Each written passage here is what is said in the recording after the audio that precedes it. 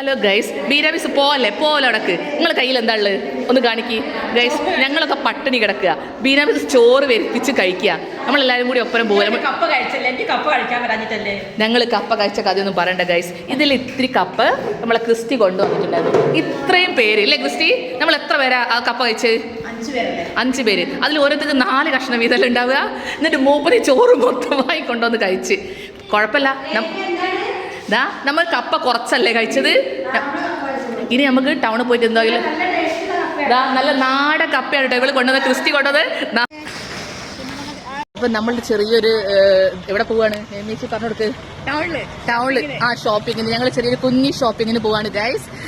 ബിയാമിസ് Christy അവര് മുന്നിൽ പോവാണ്.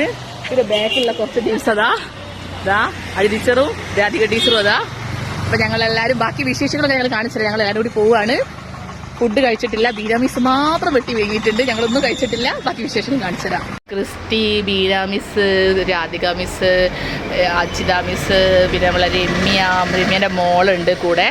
അപ്പോൾ ബാക്കി വിശേഷങ്ങളൊക്കെ കാണിച്ചുതരാം കേട്ടോ.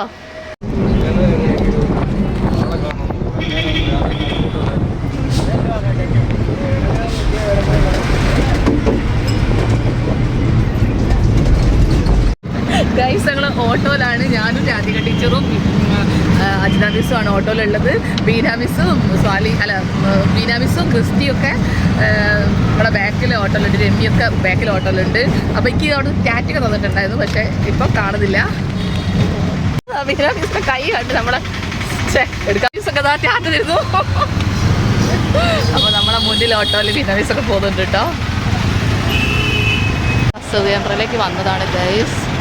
രാധിക ടീച്ചറും അജിത മിസ്സും ഉണ്ട് കൂടെ. ബീനാമിസ്സും ഉണ്ട്. മോള് ക്രിസ്റ്റി ഇങ്ങോട്ട്, ടീച്ചറെ ഇങ്ങോട്ട്.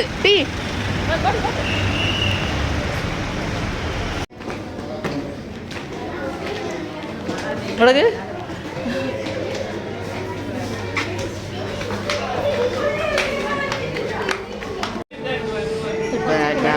നെയ്ച്ചോറ് ഇവിടെ ബിരിയാണി അതൊക്കെ വിട്ട് വിടുന്നുണ്ട് ഗൈസ്.